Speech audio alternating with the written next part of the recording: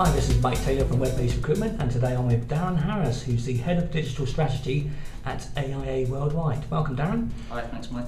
Now, you're going to be speaking at the Mobile Recruitment Conference on the 23rd of October, and you're going to be telling us all about how to go mobile. Do you want to give us an overview, first of all, of your background and what you're going to be covering? Sure.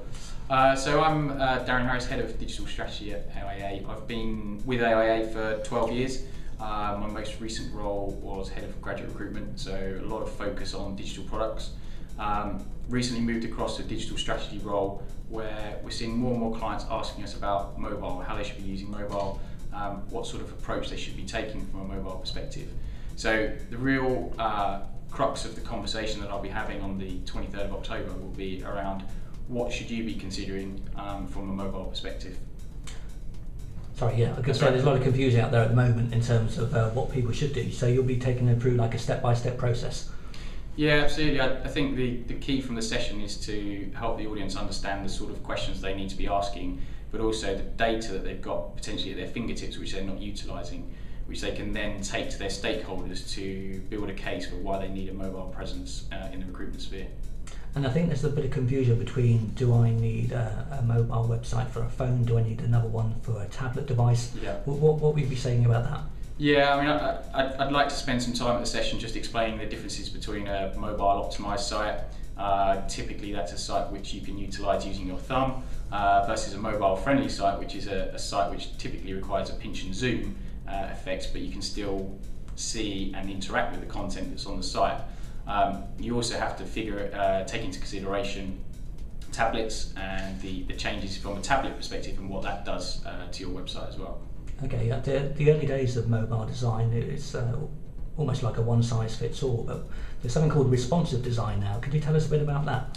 Yeah, sure. Responsive web design is one of the real growing technologies and a real buzzword, or RWD as the techies call it. But what that effectively does is renders the site to the appropriate size and width of the device that you're looking at it on. So the site you see will be slightly different on mobile, on tablet and desktop.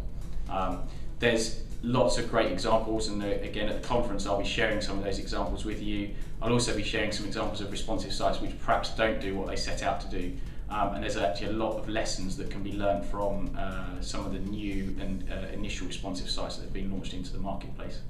And one piece of feedback I keep getting is the fact that people go through the mobile handset journey, but they then get to a point where they can't go any further, and that's typically when they get to the applicant tracking system. Yeah, it's a major issue actually, Mike. I think it's one of the most important things to think about. So you can invest a lot of money in creating a great mobile experience so the candidate can find all the information they need in order to apply. However, as soon as they hit that all-important apply button, the experience drops off.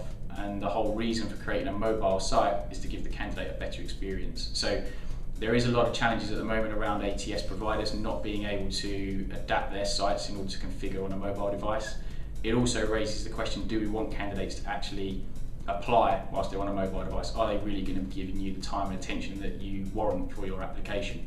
Okay. So we'll be talking about some possible solutions to that challenge. And what sort of level of traffic are you seeing for your clients in terms of the number of people using a mobile to visit a site?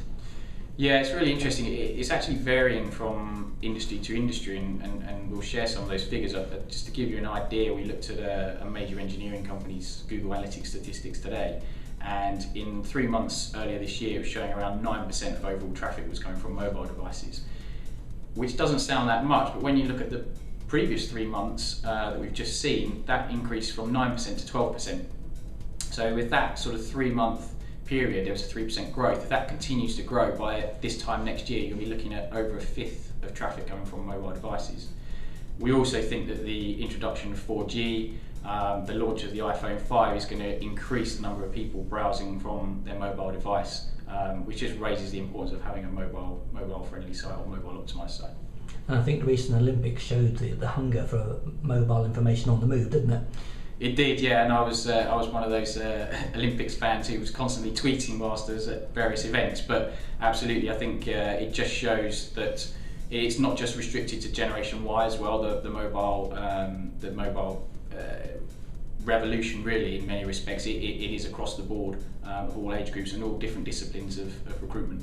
Fantastic, because you've been in recruitment 12 years, you must have seen a lot of changes during that time.